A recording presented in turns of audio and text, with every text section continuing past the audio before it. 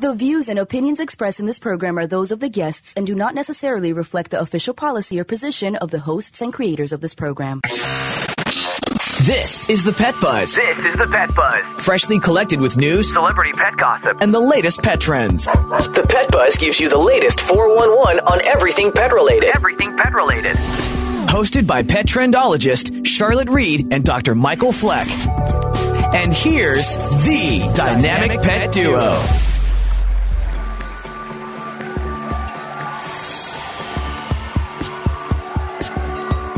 You're listening to the Pet Buzz, the ultimate in pet talk radio, where we are with you each week and we welcome our listeners who tune in around the world. This is a special edition of the Pet Buzz. This program focuses on disaster pet preparedness. You know, devastating natural and man-made disasters can really upset. They can ravage our lives. And really, no one, as we've seen in past years, is exempt from the possibility of being personally affected. You need to prepare yourself and your animals in case of a disaster. An American Veterinary Medical Association representative, that's Dr. Hess, he's joining us in segment 4 so that we can learn about preparing for a disaster and assembling an evacuation kit. Also, the Humane Society of the United States is dropping by in segment 3 to talk to us about how specific disasters like flooding, hurricanes, tornadoes, and fires can affect our four-legged family members. Later on in the show, we're going to get really real. Pet First Insurance CEO Katie Blakely is giving us the 411. After recently conducting a survey of pet owners about emergency preparedness, Katie is going to tell us if we are really pet prepared for these emergencies and if we have the skills to help pets if disaster does strike. And knowing the law is an important part of planning. Kelsey Eberly, staff attorney at the Animal Legal Defense Fund, is here to discuss the PETS Act. What's the PETS Act? Well, it's the Pets Evacuation and Transportation Standards Act, better known as the PETS Act. And the PETS Act is the key to federal law that affects companion animals in a disaster. Hey, from what I was just told, Kelsey's on the phone, so let's get her connected to us. Welcome, Kelsey, and thank you so much for joining us on the Pet Buzz. Thanks so much for having me. I'm so glad you're here to review the PETS Act with us. Can you tell us what led to the development of the PETS Act? Sure. So when Hurricane Katrina struck New Orleans in 2005, federal and state emergency planning laws were essentially silent on pets. No law was requiring animals to be evacuated, rescued, sheltered in an emergency. And as a result, many people chose to weather the storm at home with their animal family members rather than leave. And in fact, a poll showed that 44% of people who didn't evacuate made that choice because of their companion animals. They didn't want to leave them to drown. And as a result, people and animals were put in harm's way and lost their lives because, our system was not prepared to account for this. And so as a result, Congress passed the PETS Act in 2006 to ensure that state and local governments account for the individual needs of people with companion animals and service animals in disaster situations. Interesting. So tell us a little bit more, like, when is it operational and who does it cover? Sure. The Pets Evacuation and Transportation Standards Act, the PETS Act, was passed in 2006. It essentially, charges FEMA with having emergency preparedness plans and ensuring that state and local governments have these plans. It provides for, reimbursement of the cost of rescue, care, and shelter for individuals with household pets and animals. And it becomes operational when states make a declaration of a state of emergency. They tell the president they need federal response. And at that point, the trigger is in place and can be reimbursed by FEMA. So what misconceptions are there about the PETS Act? One misconception, I guess, is to the breadth of it, who it covers. I've been using the term household pets. That's actually a term in the law. The law only covers domesticated animals that are kept in the home rather than for commercial purposes. So animals in zoos and on farms are not covered. Some other misconceptions are that it requires hotels and motels to accept pets during an emergency. It does not. And so many hotels, might not waive their no pets policy. And therefore, people fleeing a disaster will not be able to go to a hotel. Another sort of related misconception is that it requires emergency shelters to accept animals.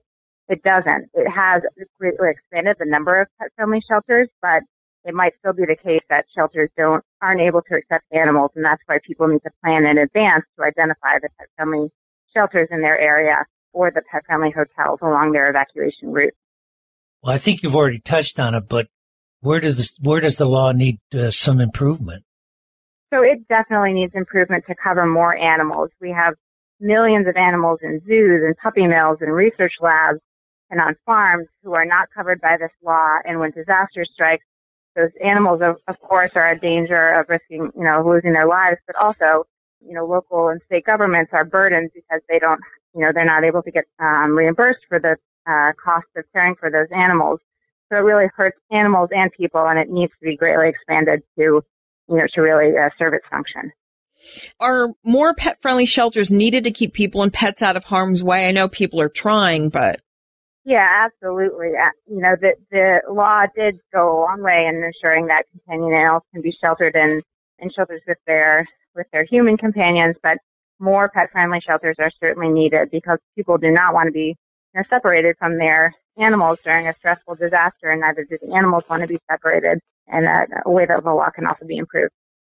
Well, lastly, before you leave, I'm always asking everyone today, can you give us one emergency pet tip? Sure. So know your plan. Know your route where you and your pets will go. I spoke on this earlier, but identify the pet-friendly hotels that are along your evacuation route, the pet-friendly shelters. Know whether you have a friend or a relative along your evacuation route who could take your animal. And then, be prepared. Have your pet bag ready with everything you'd need in an emergency, not only foods and medicines, but collar with ID tags, your license, your vaccination records, a photo of you and your pet in case you get separated, everything that you're going to need in an emergency. And that will make, when the time comes, that will make it much less stressful when you're not running around trying to collect all this stuff when you have to evacuate in a hurry. What great information. Great advice. Kelsey, thank you so much for joining us today. It was indeed a pleasure having you here discussing the Pets Act. Of course. Thank you so much for having me. Well, that was Kelsey Eberly, staff attorney for the Animal Legal Defense Fund. For more information, visit aldf.org. Stay with us through the whole hour because we're chatting with Diane Robinson from the Humane Society of the United States about disasters and how they affect pets. But up next, we're going to find out if pet owners are really ready for an emergency.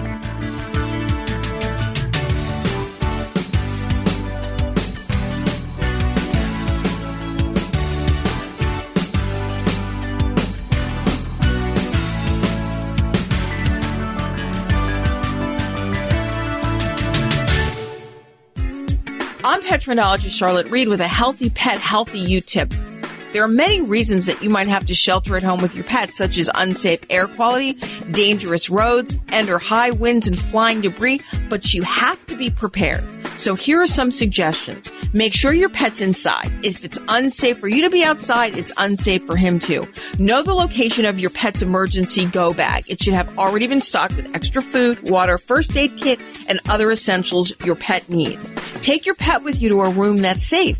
The room's location is based on whether you are sheltering from a hurricane, earthquake, tornado, flood, or blizzard. If there's a wildfire, it's best to take your pet and leave the premises immediately. Bring a battery-operated radio to ensure that you can get updates from emergency officials, even if the power goes out and your phone or internet connection are down. If time allows, move your pet's favorite bed or blanket to your safe room so that you can make him as comfortable as possible until the threat passes.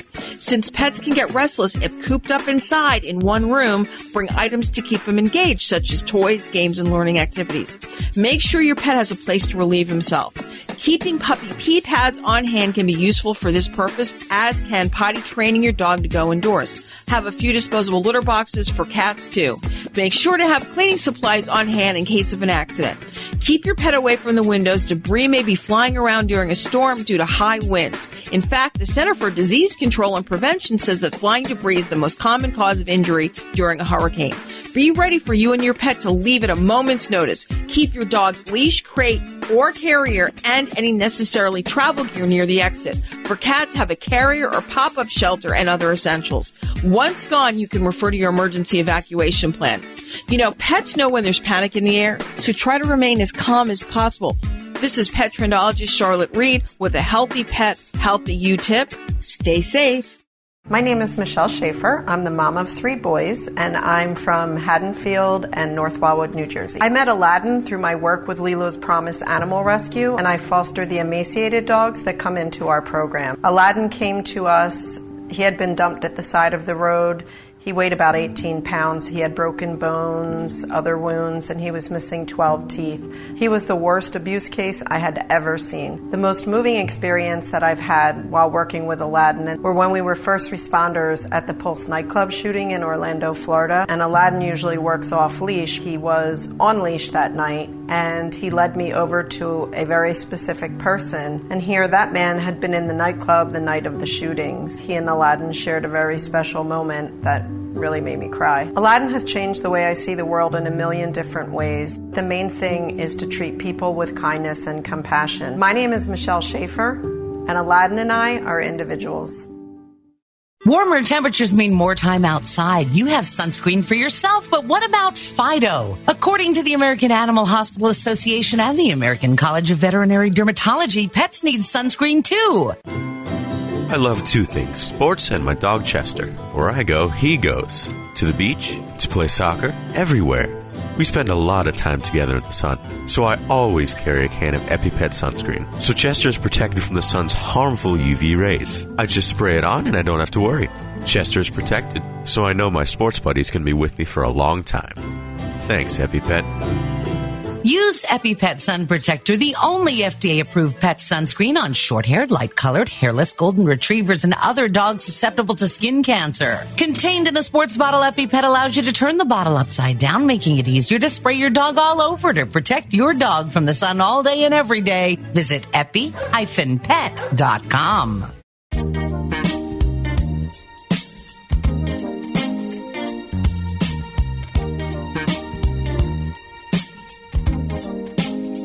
Thank you for joining us on the Pet Buzz. This show is hosted by the dynamic pet duo. I'm Petrendologist Charlotte Reed. And I'm veterinarian Dr. Michael Fleck. I don't know if you saw it, but did you see the movie The Devil Wears Prada? Yes. Okay, well, there's a scene in the movie where the staff is preparing for the run-through. That's a preview of the fashions that would be put in the issue. Well, Meryl Streep as Miranda Priestley is really upset, and she says, "Is anybody ready?" Why is no one ready?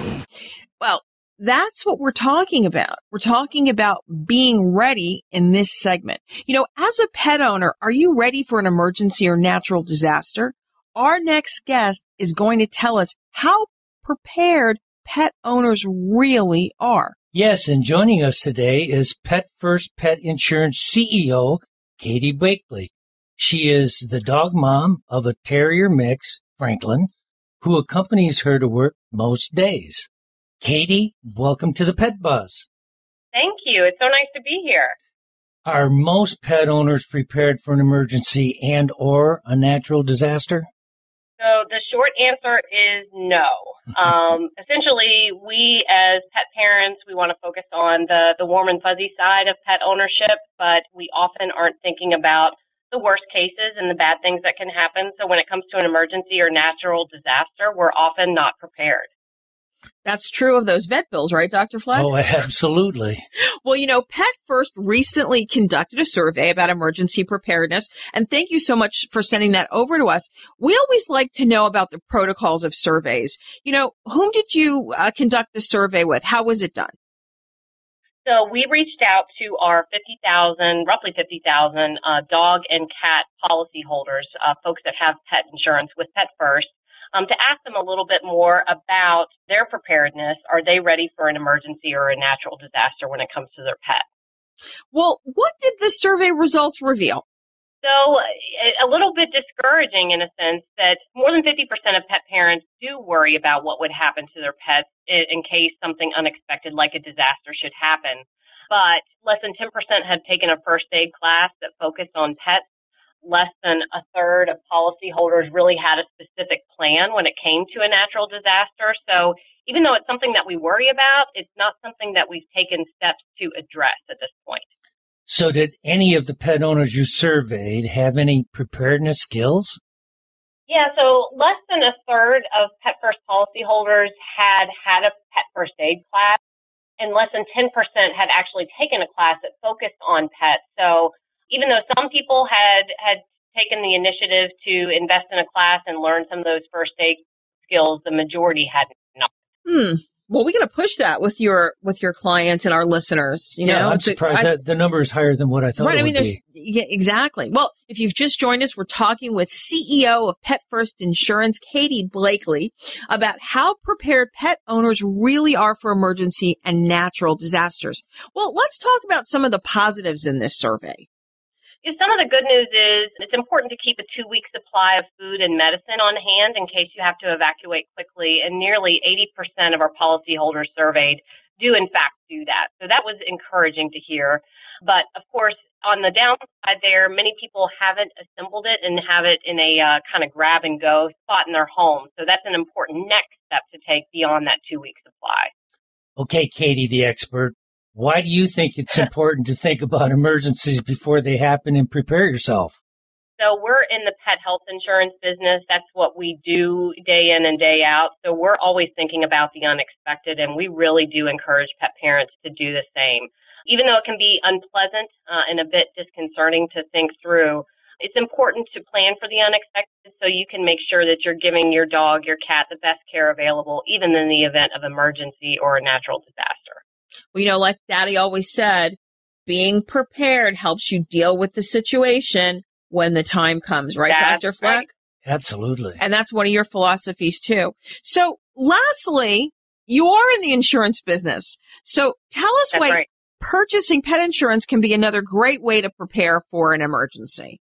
So unexpected veterinary bills can often feel like an emergency to a pet parent, and pet insurance is a smart way to help mitigate that risk so that you have the financial means, no matter what may happen, to provide the best care for your pet in the event of an emergency, especially in a natural disaster or another emergency situation. Our pets can become harmed as well. So we want to make sure that there is a financial plan in the event that the unexpected happens, and pet insurance is a great way to plan for that. Hey, do you want to share one emergency preparedness tip with us? That you came up with, you and Franklin, her pooch. Yes. So one smart thing to do is keep a child safety gate with you in your car. It may make it easier if you need to take refuge with a friend or family member, especially if they're not a pet-owning household, because you have an option to help keep your pet contained. So a child safety gate is a smart thing for pets as well. Hey, Katie, thanks so much for being with us today. Yeah, absolutely. And what a great tip. And you know what? You can buy one for as little as $20 at Walmart. Well, everyone, that was Pet First Insurance CEO Katie Blakely discussing how ill-prepared pet owners are for emergencies and natural disasters. She wants pet owners to get pet prepared now. So for more information, visit Pet First. Well, still to come on the Pet Buzz, in segment 4, we'll be chatting with a representative from the American Veterinary Medical Association about preparing a disaster plan and assembling an evacuation kit. Up next, Diane Robinson of the Humane Society is talking specifics about natural disasters. You are listening to The Pet Buzz with Petrendologist Charlotte Reed and veterinarian Dr. Michael Fleck. We would love to communicate with you via social media. Use the Pet Buzz social media channels on Twitter and Facebook to make a comment or ask a question. Post a picture of your pet on Instagram and tell us about his or her unique personality. You can also write to us at team@thepetbuzz.com. For more information about our show, our guests, and buzzworthy freebies, visit us at thepetbuzz.com. I'm Petrendologist Charlotte Reed with a Healthy Pet, Healthy You tip. There are many reasons that you might have to shelter at home with your pet, such as unsafe air quality, dangerous roads, and/or high winds and flying debris, but you have to be prepared. So here are some suggestions. Make sure your pet's inside. If it's unsafe for you to be outside, it's unsafe for him too. Know the location of your pet's emergency go bag. It should have already been stocked with extra food, water, first aid kit, and other essentials your pet needs. Take your pet with you to a room that's safe. The room's location is based on whether you are sheltering from a hurricane, earthquake, tornado, flood, or blizzard. If there's a wildfire, it's best to take your pet and leave the premises immediately. Bring a battery-operated radio to ensure that you can get updates from emergency officials, even if the power goes out and your phone or internet connection are down. if time allows, move your pet's favorite bed or blanket to your safe room so that you can make him as comfortable as possible until the threat passes. Since pets can get restless if cooped up inside in one room, bring items to keep him engaged, such as toys, games, and learning activities. Make sure your pet has a place to relieve himself.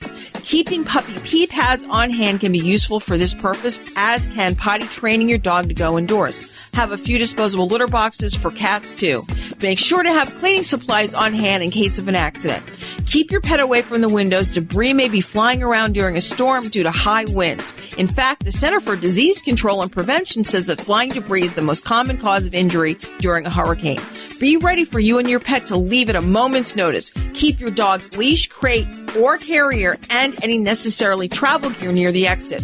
For cats, have a carrier or pop-up shelter and other essentials. Once gone, you can refer to your emergency evacuation plan. You know, pets know when there's panic in the air, so try to remain as calm as possible. This is Petrendologist Charlotte Reed with a Healthy Pet, Healthy You tip. Stay safe. Does your pet have dry, flaky, and itchy skin?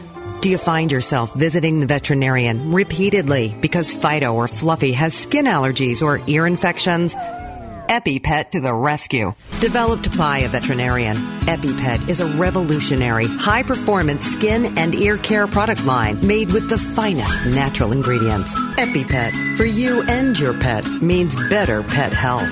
For more information, visit epi-pet.com. I want to be a contender. I want a warm belly to sleep on. A big house. How do I look? Do I look good? I want to play hard. My nails done once a month. I want a home. I just want a home. I want someone to love. Last year, more than 30,000 companion animals came to us without homes. 20,000 of them were felines. Let's make some homes. A person is the best thing to happen to a shelter pet. Be that person. Adopt.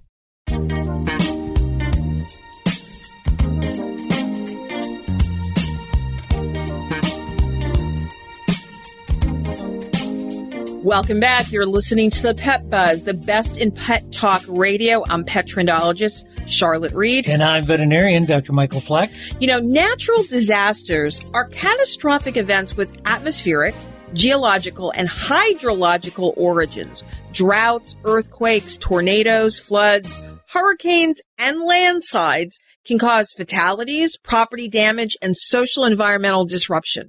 In order to get pet prepared, we need to learn more about them. So, joining us today to talk about natural disasters and how they affect our pets is Diane Robinson, Program Manager of the Disaster Service Animal Rescue Team for the Humane Society of the United States. Diane, thank you so much for joining us today. Can you tell us why it's important to educate yourself about natural disasters in the state in which you live? Absolutely. Every state has its own unique challenges and their own disasters. So you want to educate yourself what would directly impact you, your family, your community, and knowing that every disaster is going to be a bit different. So even if you've been through flooding in the past, it's not going to look the same. It's not necessarily going to feel the same, and the needs could be very different. Great point. Right, Dr. Fleck? Oh, absolutely. Well, let's start with something we've seen so much of in recent months. That's flooding. How can pet owners prepare for this type of a disaster? Every pet owner, first of all, needs to be prepared. They need to have a plan for their family to evacuate. They need to have to-go kits, paying attention to the weather reports, and be prepared to leave when they're asked to evacuate. The other big thing I like to always caution people is when you are evacuating is don't drive your family through roads that are covered with water. Oftentimes it's deeper than you think it is, and while water is so much more powerful a lot of times than we really expect it to be. I mean, we've seen so many of those visuals, those pictures on news shows where the kids, the dog, and the mom and dad are no longer driving. They're being carried. Or in some cases, they all drown, which is a really horrible thing. Or they're in boats already. Yeah. So that's one way people have a tendency to evacuate, but that's always when people wait too long. Right. In that case, I think, and you would probably agree with me, Diane, in that case, it's always a good idea to make sure you have a life jacket for your pet.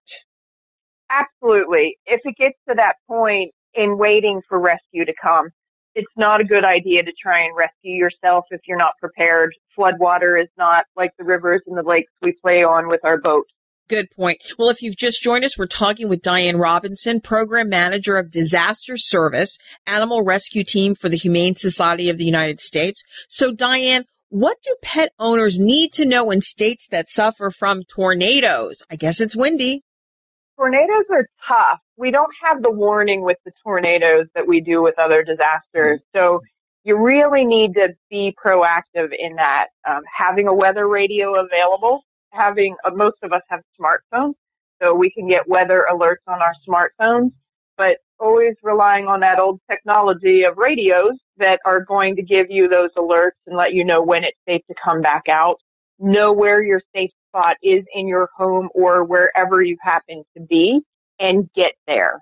The other thing that I caution with folks who have tornado-prone areas is those who have the outdoor livestock and horses, in being prepared ahead of time if you can secure them when weather might be coming in. If it gets to the point where the storms are coming, you've got to take care of yourself and your human family, and then have medical kits and be prepared to manage scenes after the event rather than risking your lives by trying to go out and fix things when a storm is coming. You just don't have the time. You need to get safe.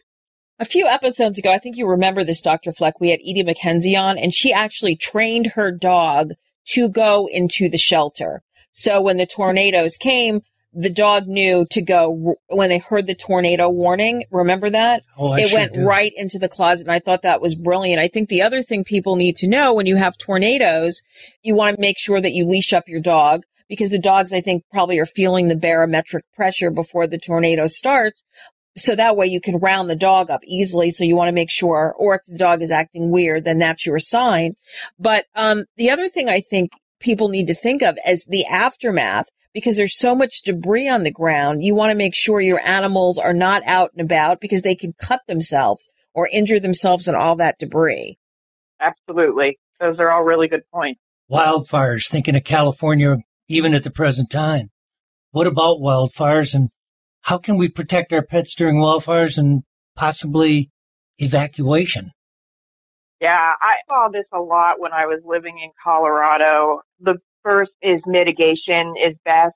If you live in an area that's prone to wildfires and your property is at risk, get with your local fire department and see if they'll come out and help look at your property and see what you can do to protect it from those fires coming in.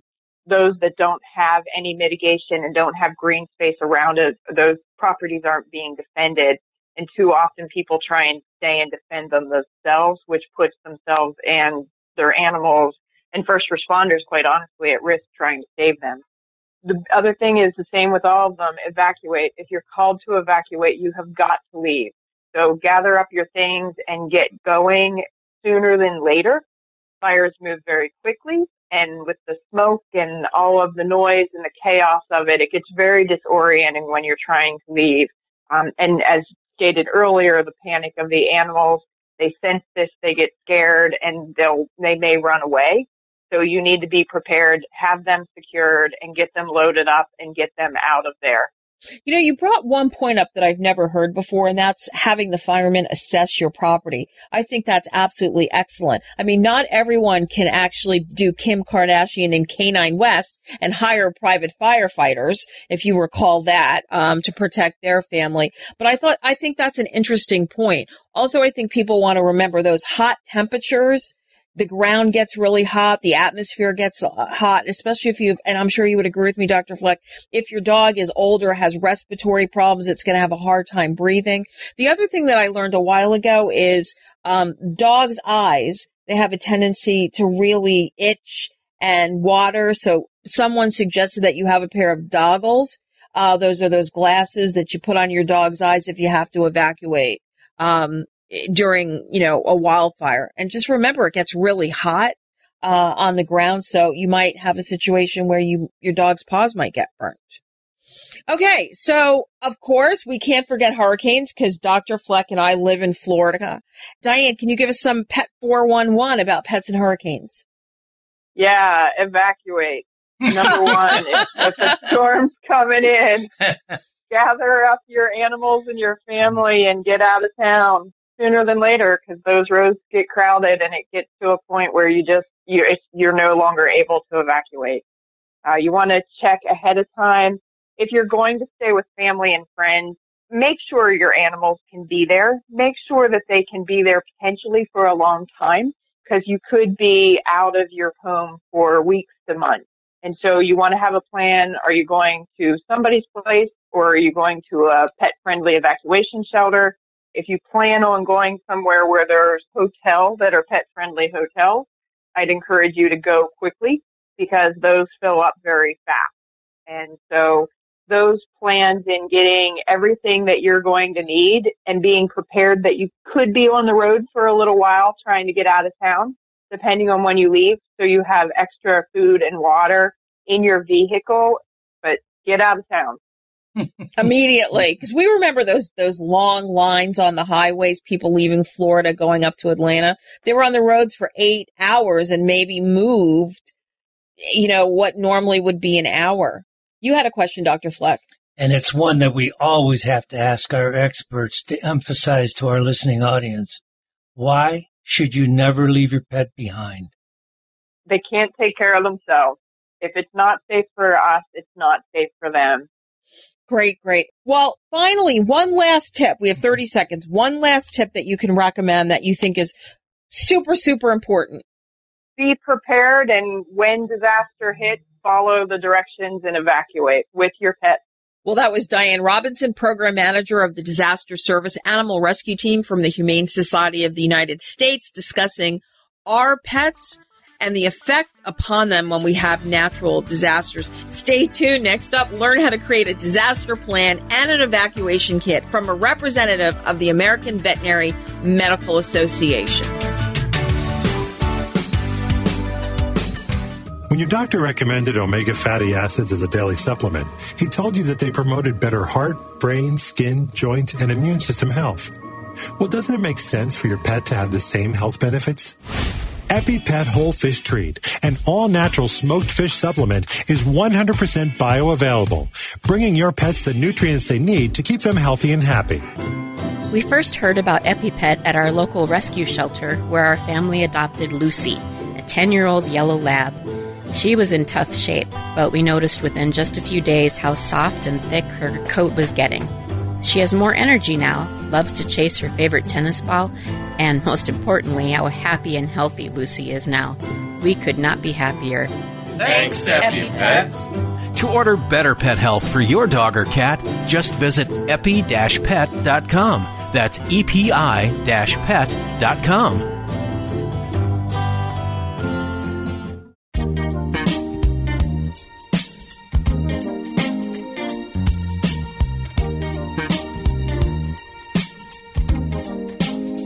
Welcome back. I'm veterinarian Dr. Michael Fleck. And I'm Petrendologist Charlotte Reed. Here at the Pet Buzz, we are urban, suburban, and country. You know, the American Veterinary Medical Association has developed a booklet entitled Saving the Whole Family, which offers excellent advice to help you prepare for disasters and evacuations. Although the book provides equine and livestock information too, we're going to focus on the dogs and cats in this segment. And joining us to talk about the American Veterinary Medical Association booklet and offer advice about disaster preparedness is Dr. Warren Hess. Dr. Warren Hess, whose mobile veterinary practice exploded while he was inside, now works on disaster-related issues as an assistant director of the AVMA, the Division of Animal and Public Health. So, Dr. Hess, thank you so much for joining us on the Pet Buzz this morning. Hey, happy to be with you. You know, we were reading your introduction, and we were astonished that you had a mobile veterinary practice that exploded while you were inside it. That's unbelievable. Not exploded as in great business coming in the door. That was exploded as in a fire explosion that happened with a propane leak. Now, were you in there with an animal or animals? Yes, I had one animal that was hospitalized in the mobile clinic and thought that the propane leak had been fixed and went out the next morning and I was lighting a big lighter to do some work, and the whole thing exploded. Wow. How frightening. Well, you're our guy to talk about emergency preparedness and disaster planning. Well, I'm interested. Were you injured? Yes, I was injured, had mostly third-degree burns over a third of my body. Wow. How awful. Skin grafts, hospital for several months, rehab for about a year. So it was quite an experience. Well, you know what's great about this is your life lesson to talk about this subject. So we're excited to have you here. So I'm going to start off with the first question. Well, first of all, thank you so much for telling us that story. I guess my first question is really simple, and it might sound trite, but why is it important to have a plan for a disaster, and what should that disaster planning encompass? Well, why is it important? You know, anytime we prepare for something that might happen, we're likely to have a better outcome.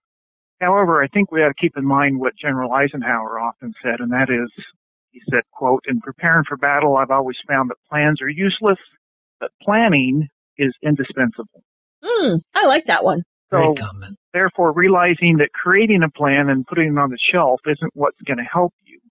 The thing that was going to help you the most is ongoing planning and practicing, or what we refer to as exercising the plan. There's all kind of disasters. Some of them, like hurricanes, you've got several days to prepare ahead of time, and you've got notice, especially with the improved weather prediction, that's occurred over my lifetime. Mm-hmm. But there's others where you have very little notice, like tornadoes, or no notice, like earthquakes. Sometimes you'll need to shelter in place. Sometimes you'll be asked to evacuate. But the important thing is that you've started a planning process, and once you start planning, don't stop. That's a good point. So here's really an important question for people. Why should you take your animals with you? There are a lot of reasons to include your animals in your personal and family preparedness plans, and to be prepared to take them with you whenever you can. For a large majority of the people in this country, their animals are considered family members. So when animals are left behind, it creates additional unneeded stress on the family and on the pet.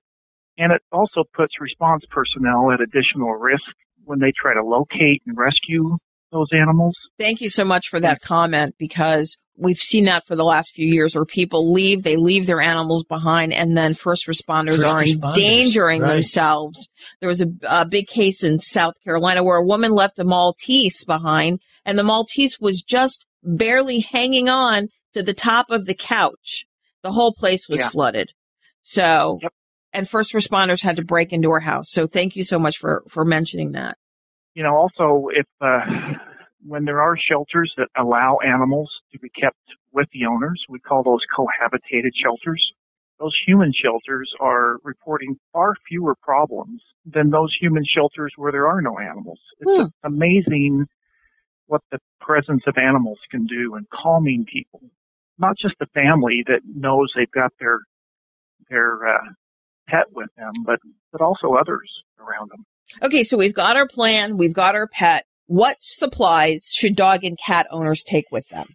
Well, those supplies can be a little extensive to explain, but just real briefly, ABMA's got a great pamphlet on our website called Saving the Whole Family. That brochure is available for free download for anybody. And so just go to abma.org and search for disaster, or search for Saving the Whole Family. But real quickly, you'll need things that the animals are going to need.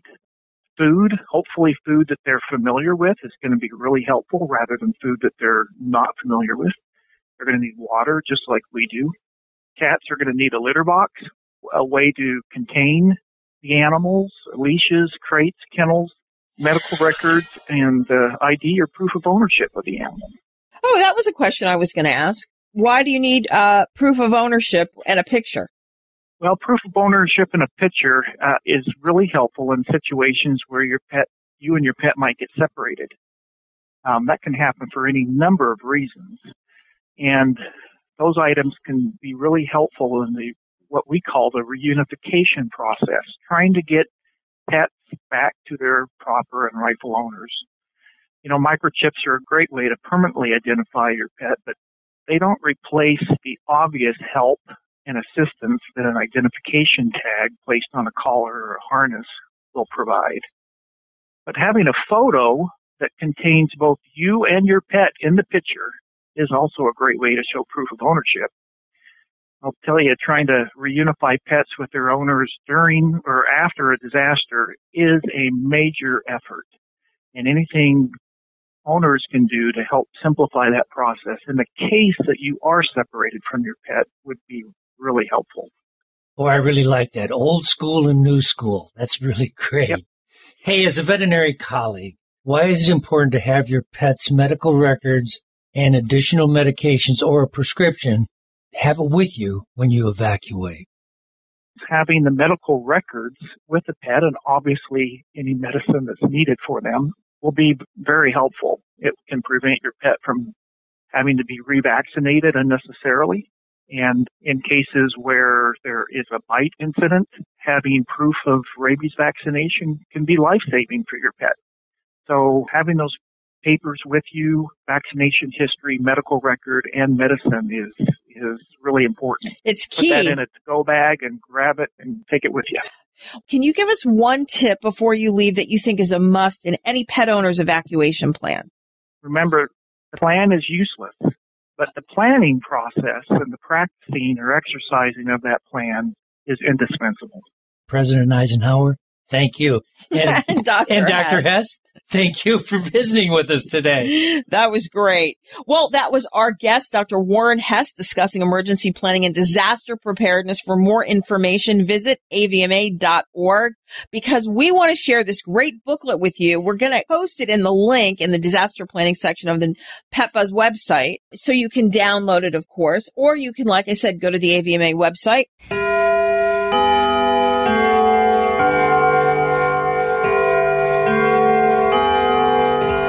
Well, that's the bell, signifying it's time to wrap up the show. Already. Well, and this is such a great topic, so all of our listeners and even us want to absorb as much information as possible. We certainly do. Well, thank you so much for listening to this edition of the Pet Buzz, focusing on disaster preparation. We hope this information helps you, and we encourage you to share this broadcast with your friends. So let's thank our guest, Dr. Fleck. Special thanks to our guests, Kelsey Eberly, Katie Blakely, Diane Robinson, and Dr. Warren Hess. And of course, we must always thank our sponsors, the Animal Medical Center of Bradenton and EpiPet, making better skin, coat, and ear care products for healthier pets everywhere. Hey, if you have any questions, write us at team@thepetbuzz.com. We'll cover it on our next show. Yeah, and just so you know, you can follow along on our social media channels as the show airs. And if you've missed any portion of this show, visit the PetBuzz website, our social media channels, and podcast outlets like Stitcher, Spotify, TuneIn, and SoundCloud. Listen to the link. You can also find the show on the disaster planning section of the PetBuzz website. Most importantly, remember, we're here each week to help you take better care of your pets. Peace out and pet love. Goodbye. Thank you for listening to this episode of The Pet Buzz. The Pet Buzz is hosted by the dynamic pet duo, Petrendologist Charlotte Reed and Dr. Michael Fleck. Tune in each week for the latest 411 on everything pet related. Visit our website at www.thepetbuzz.com. Learn more about us, the show, and our guests. Does your pet have dry, flaky, and itchy skin? Do you find yourself visiting the veterinarian repeatedly because Fido or Fluffy has skin allergies or ear infections? I love animals and want my pets to be healthy. So I asked our vet, who recommended EpiPet Ear Cleaner. It's super simple, and it even smells good. Every week I use it on both my dog and my cat to gently remove wax and debris. I even told my friend Aiden to try EpiPet on his dog Sophie, who always had red ears. But not anymore. Now we both have happy and healthy pets. Thanks, EpiPet. Developed by a veterinarian, EpiPet is a revolutionary, high-performance skin and ear care product line made with the finest natural ingredients. EpiPet, for you and your pet, means better pet health. For more information, visit epi-pet.com.